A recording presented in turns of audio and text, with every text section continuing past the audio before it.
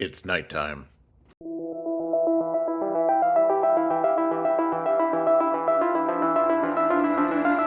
Hello, you mischievous little scamps. It's your boy Shouldn't Paint So Fast, and we have a Warhammer model today. This video is kind of inspired by everybody's favorite armor modeler, my boy Night Shift, who recently did I think it was some sort of Horus Heresy Space Marine tank. I don't remember exactly which one off the top of my head. And he did it as if he were doing an actual fine scale model of a tank. If you haven't seen it, go check it out. It's fucking incredible. Of course it is. It's Papa Night Shift. So that kind of made me think, all right, well, we've got an armor modeler who showed his take on doing tabletop gaming miniatures. Why not have a train guy do his interpretation of doing tabletop miniatures? I am not coming at this from the perspective of a pure neophyte. I did actually play Warhammer back in the day. It was, well, about 15 years ago at this point. And since then, I've devolved into one of those cretins that doesn't actually play. I just collect and paint the miniatures. I know, I'm terrible. Type your furious comments below and gatekeep away. I'll go ahead and throw up some B-roll footage of some of my other miniatures that I've done over the years. But suffice to say, I'm not building this with the intention of ever really playing with it. I might still come and play Warhammer one day. I'm not going to rule it out. But the primary reason I'm doing this is for my own enjoyment and just to build it because I think the knights look cool. It's a big stompy mech, and I've always wanted a big stompy mech, so sue me.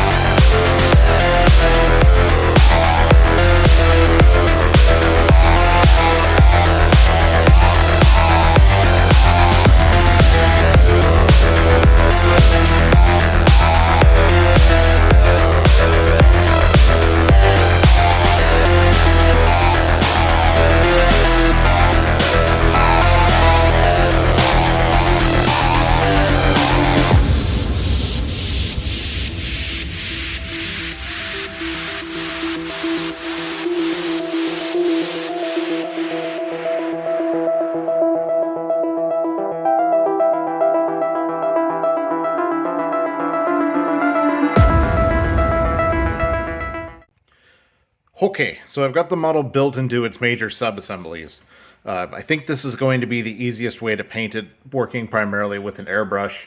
If you're working with an actual hand brush, you could probably build this thing all the way and paint it. But for me, I just want to be able to first of all, mask off all the parts that I want to be able to mask off more easily, as well as make sure that I've got every part of the model at least coated with a primer and a base coat. I don't know if you really need to. For those of you that don't know, Games Workshop kits are not styrene. They're made out of like some kind of ABS plastic. So I think that they're fine, just unpainted, with no finish. They won't yellow. They don't really warp very much. But it's an old wives' tale. I've always heard that it's best to at least put a primer on every surface of your model. So that's what I'm going to do. One thing I do really like about Games Workshop kits that I wish more of the scale modeling community would take in to consideration. You can see, because they use this weird ABS plastic, there's going to be seam lines. There's going to be sprue marks. You get that on all models to a certain extent, but especially with this. And while it did fit pretty well, there are some areas that were kind of a hot mess. Like you can see here, like the legs, I just couldn't get to fit. I had to go in there with some filler, just fill in the gaps. The good thing that Games Workshop does with their models, though, is they make it very easy to hide crimes. Like, for example, these seam lines you won't see because this armor plate lives on top of the body of the knight, right?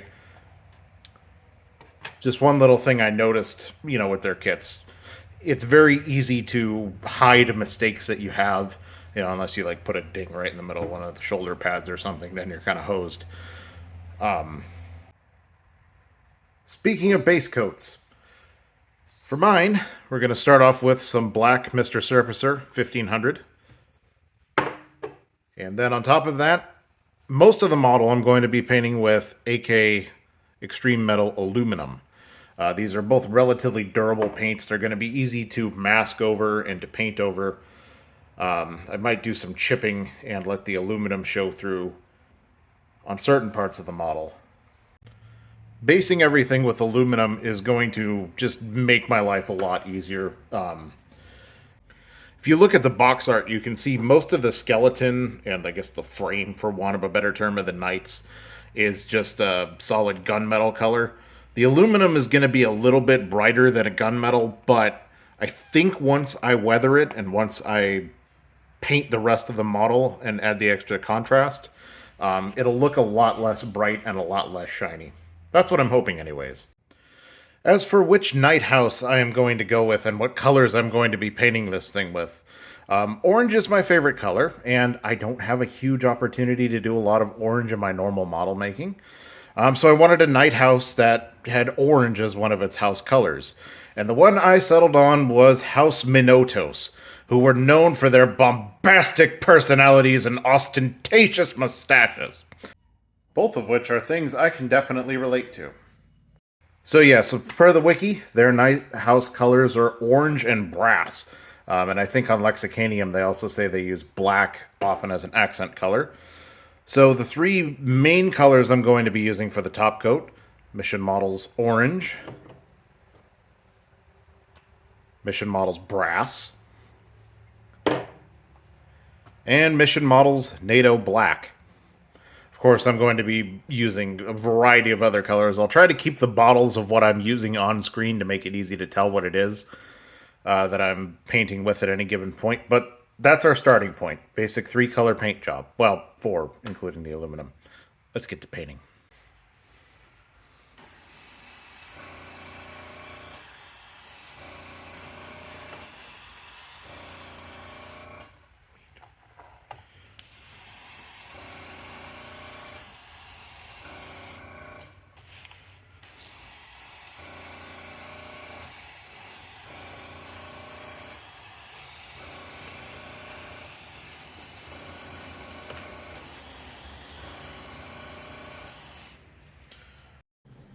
Already, we are primed, and you can see this thing already looks like way less of a hot mess, just having had an even coat of black primer sprayed all over it. So, moving on to AK Extreme Metal Aluminum. Things to note about this stuff: it's a pure lacquer, which is why I'm going to be spraying it in my spray booth, and I'm also going to be wearing gloves and a mask, because this shit stinks. And I don't want to be breathing it in, so not a lot of talking while the spraying is going to be going on. And of course, to clean up, that means you're going to need lacquer thinner as well. Fun shit. You may ask, why bother with lacquers when there are plenty of good acrylic metallics out there? And that is true. Especially over the past decade, metallic acrylics have come a long way. The main reason is for durability. Lacquers, once you put them on, they are very difficult to remove. And because I'm going to be doing a lot of brush painting as well as masking and applying different finishes on top of this, I want something that's going to be extremely durable, that I don't have to worry about accidentally pulling off or scraping off, or whatever top coat I'm using affecting it once I put it on.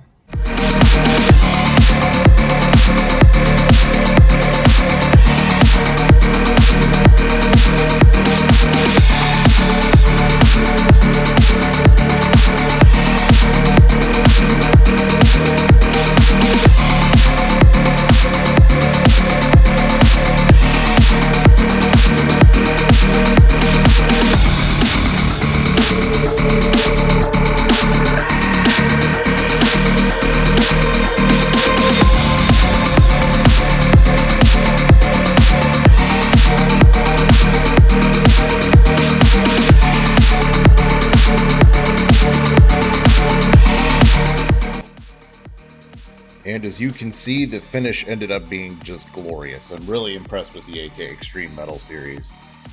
Reminds me quite a bit of Alclad. Wouldn't be surprised if that's what they were going for, to try to emulate. So next, I'm going to be doing some masking and preparing to spray the orange.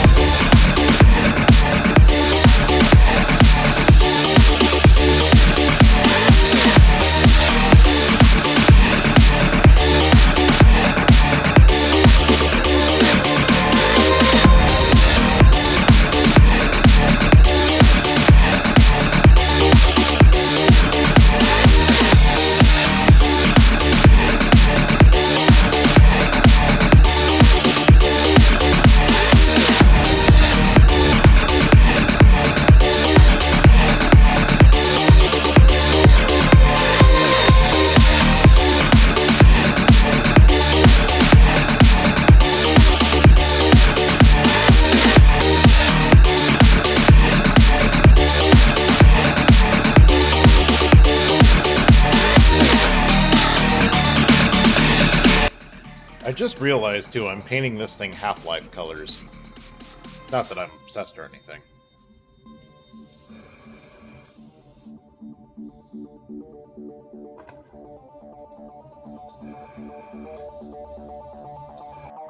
So while I'm waiting for this coat to dry, we should probably talk about why would you bother painting a black top coat over a black primer, right? Like, why would you bother doing this? It's already black, why make it more black?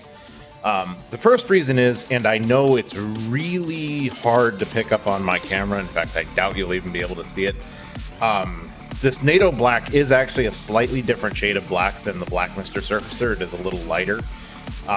So it does allow me to very subtly get some differences in the finish color. Like, I did a little bit of highlighting. Again, I have no idea after weathering and everything if you're even going to notice that. But it makes me feel good knowing it's there. The other reason, and this may be an old wives' tale, is that primers are not meant to be on top. They're meant to be on the bottom. You know, we've all had horror stories of putting on like decal setting solution and it melting exposed primer or something off. It's better to have a top coat on. And Mr. Surfacer is a pretty resilient primer. I doubt that would be the case here. You know, it would probably be just fine. But again, it's something that, you know, I know it's there, and I'm doing this for my own enjoyment, and it doesn't really matter what everyone else thinks. The other reason, and you might be able to see this a little better as the paint starts drying, these mission model paints have a very nice flat finish to them.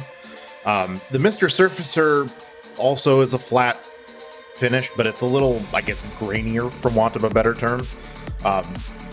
Whereas because the mission models paint is meant to be a top coat, it's a very smooth, very flat finish. And this is going to work really well for eventually applying further top coats on top of it and also weathering. So, slight change of plans. The mission model's brass color that I was going to use. This stuff is an airbrush only paint. As soon as I put a couple drops in my paint palette, I realized this is not going to work for brush painting.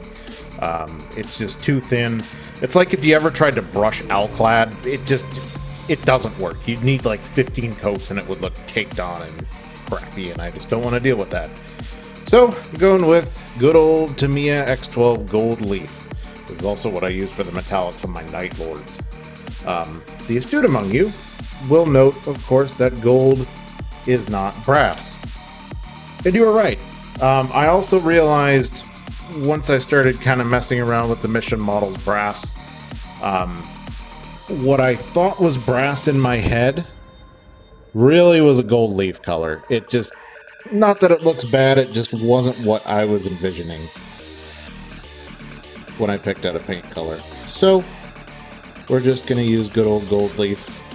Of course, I'm not going to just toss out the brass. It's going to be used for other things, maybe even some other parts of this project.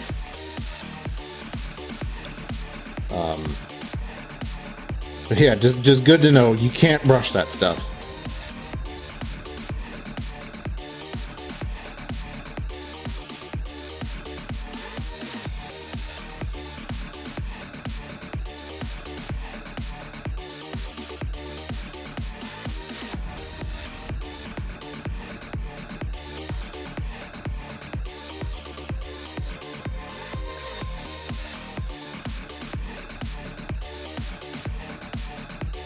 The one little step that I did not film is as soon as I realized I was going to start using these Tamiya lacquers for the metallics, I went ahead and just rattle canned all the parts with just a flat clear coat. Just regular, like, Home Depot spray paint. And the reason for that is, for those that don't know, while Tamiya paints are water-based, they are a lacquer. I forget what the actual technical term is. But the thinner that they use to make the paints with will start to dissolve and will eat away softer acrylics like Mission Models or Vallejo or even Citadel and things like that.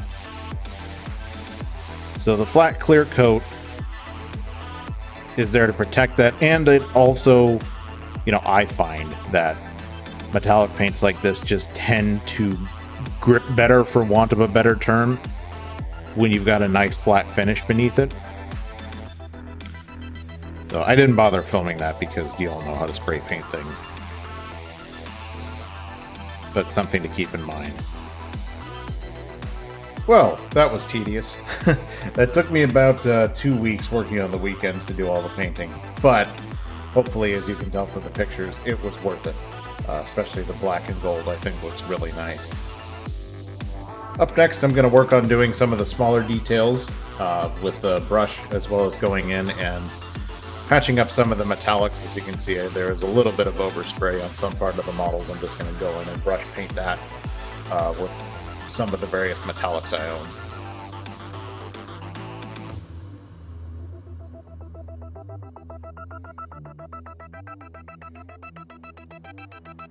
So I suppose I should speak a little bit as to what my sort of philosophy is on mini painting, coming at this from the perspective of a model train nerd. Now, for those of you that don't know, most of the time model trains come painted. They come painted in like a factory fresh finish. So there's no weathering or any sort of chipping applied. They look just like they rolled out of the paint shop booth. And then it's up to the modeler, if they want to add any further details or to, any sort of weathering or anything like that. So to my mind, the easiest starting point for me is to paint things the color that they should be. And I'm putting should in air quotes because I don't want to sound like I'm gatekeeping and saying that you have to paint your models a certain way. That's not at all what I'm saying. In fact, I can't stand people like that. When I used to play 40K, one of the game stores I used to go to, there was this kid there who was just obnoxious. Who would like try to tell on you on the GW employees for like having your models painted the wrong way. I'm like, dude, they're chaos. The whole point is there's no right way to paint them.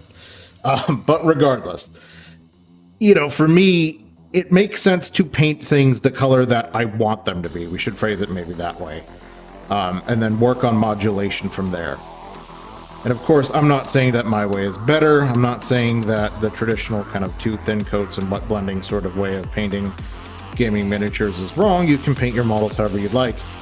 I'm just offering another perspective, and if people happen to find it useful, then great. If not, that's totally fine too. Just glad you stopped by and hung out with it a little bit while we did some painting. This is just Mission Models Red.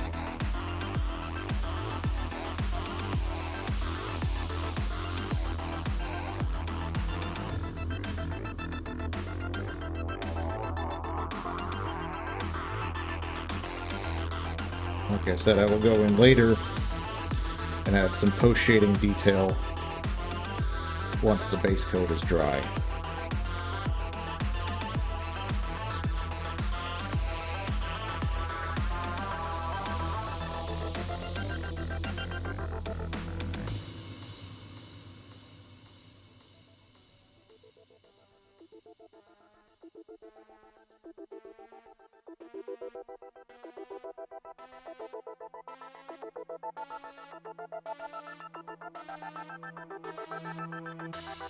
And before I move on to final assembly, I'm going to go ahead and do some pre-shading on the harder to reach areas on the metallic parts with just some Vallejo steel.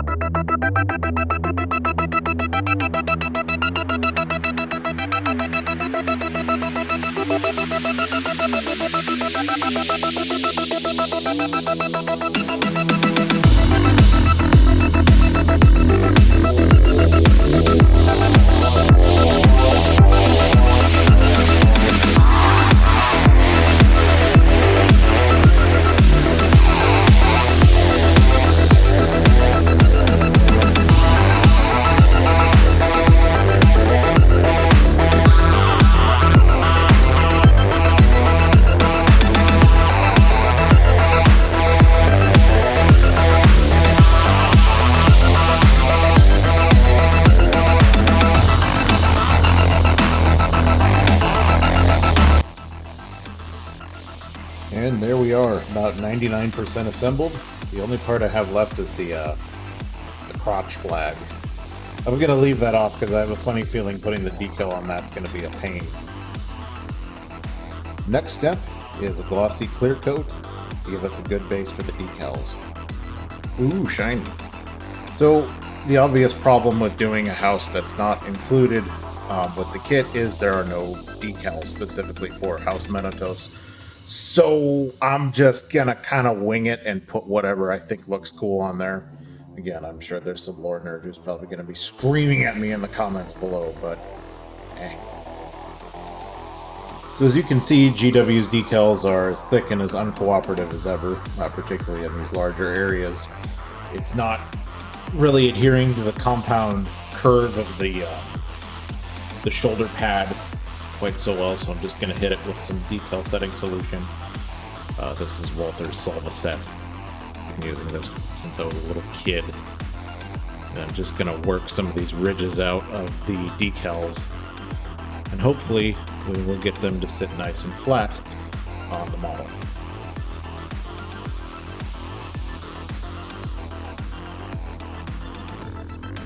Also doesn't help that this thing is a wee bit top heavy, but it's not secured to its base.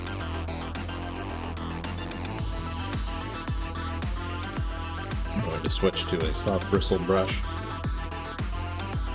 Again, the goal here is to work all these bubbles and ridges out without destroying decal in its entirely. And not that it's a bad thing if it ends up with some chips and stuff in it. These models are going to be, or this model rather, is going to be weathered a little bit. So if it's not perfect, it's not the end of the world, but I do want to keep it as close to perfect as possible. Alrighty, so the crotch flag has been hung. Man, you cannot believe how tempted I was to just paint that thing pink. Regardless, I'm going to start doing some additional details. Of course, no Warhammer model would be complete without purity seals all over the place. So that is up next. Now for the fun part, weathering.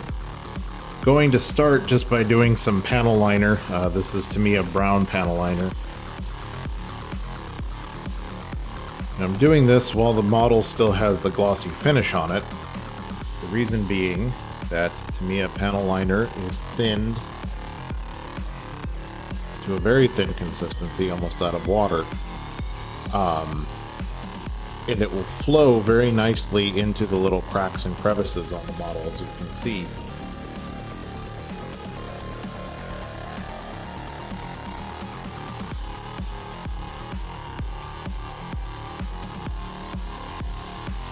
Not to say that it wouldn't flow if I had put down like a satin coat or something.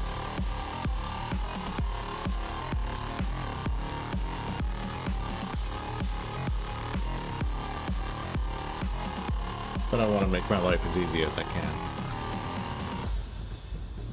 As you can see, panel liner is the great hider of crimes, right? Like if you don't get a color transition exactly right, or it's not as crisp of an edge as you would like, panel liner will cover that. There's some debate in the modeling community, particularly like the fine scale community, as to whether or not putting panel liner on everything looks realistic. And it's certainly something that you can do too much of an overkill. But in wargaming land, we're not necessarily trying to make things look realistic, we're trying to make them look cool. And adding some extra grime and dirt in the corners of the model to help make the details pop makes it look cool, at least to me, and you're free to disagree. Okay, chipping time. Of course, there's zillions of different ways you could do this. To start off, we're going to do some good old-fashioned dry brushing. I keep an old ratty paintbrush around for just such an occasion. Gonna go in with some Vallejo gunmetal gray. You can see I've already kind of hit these, I guess, vents on top, and also these grab irons.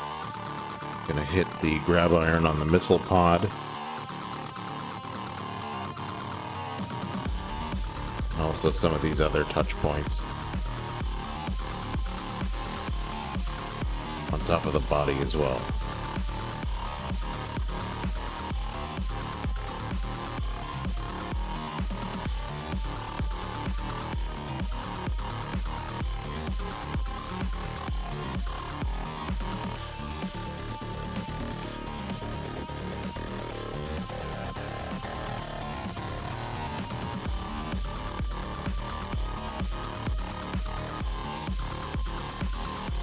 this little vent grill.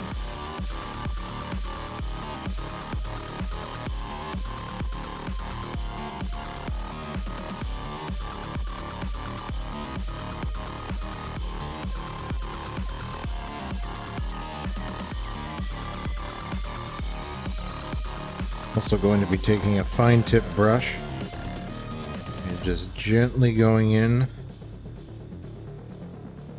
and just adding a few more small specks of gunmetal gray for some more chipping.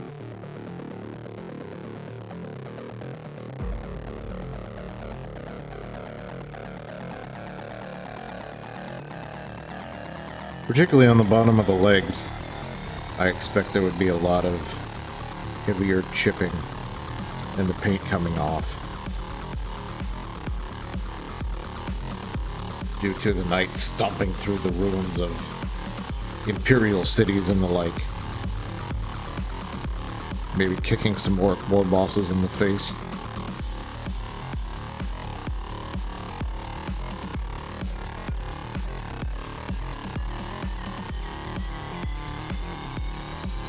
Also, some more chipping around the Gatling cannon. I have to imagine this thing would get pretty hot while firing, and that would cause the paint to loosen up and flake off.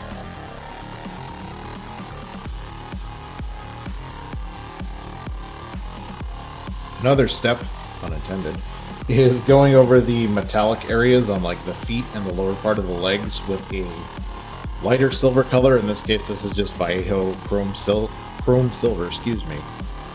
To give some more contrast and some more scratches on the edges and the lower part of the legs.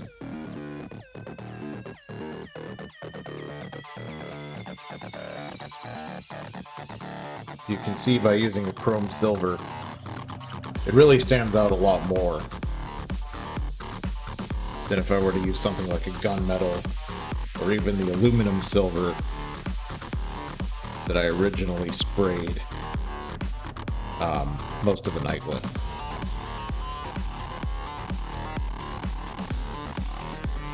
Time to embrace our inner Bob Ross and do some oil painting.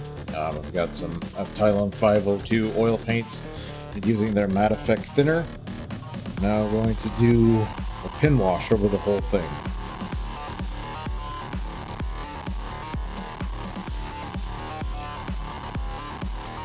Happy little death machine.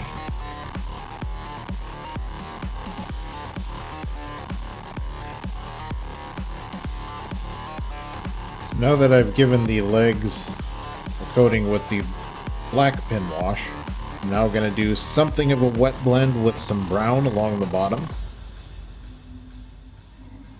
I'm not trying to emulate dust, I'm just trying, or excuse me, I'm not trying to emulate rust, I'm trying to emulate dust. There we go. And dirt. So I'm not going to go overboard with it. And again, I'm sort of mixing it with the black that's already on the model. I apologize for all the road noise. Again, my garage door is open because this stuff smells like shit. And I need as much ventilation as I can get.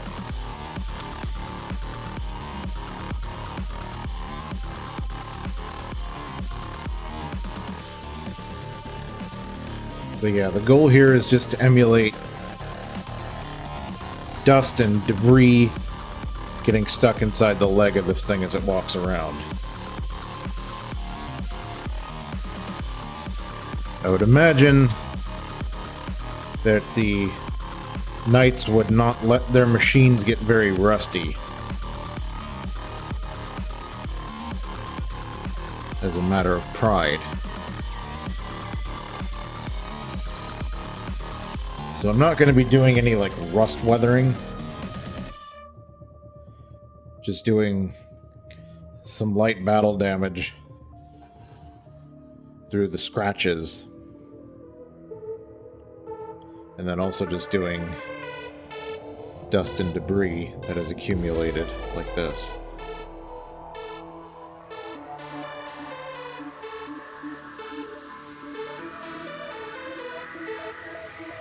Using a long, narrow brush that will hold quite a bit of paint because you want your brush to be pretty well saturated when you're doing this, to build up enough paint on the model to like flow into the cracks and crevices. But I also want to have the control of a narrow brush so I don't just get the oil paint everywhere. A little bit on the armor plate as well.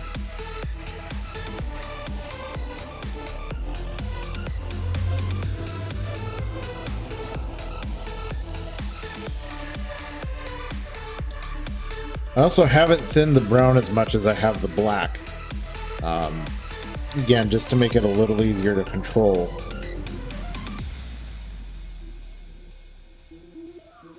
Where it goes.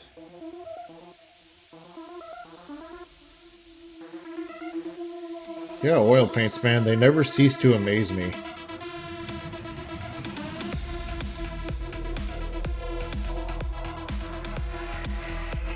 They're everything I wanted out of acrylic washes when I first started painting miniatures. I remember being infinitely disappointed with my first pot of Nuln Oil, and then someone introduced me to oil paints, and I'm like, holy shit, this is what I was looking for all this time.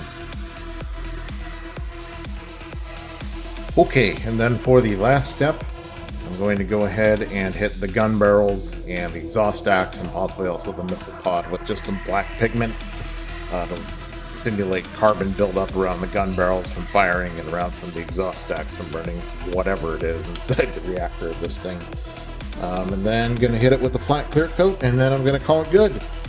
I will be doing the base for this eventually. I think I'm going to take a little bit of break. I've been working on this for about a month now at this point, and just need to do something else to keep my ADHD satisfied. So going to be putting this on the back burner for a little bit, taking care of another project.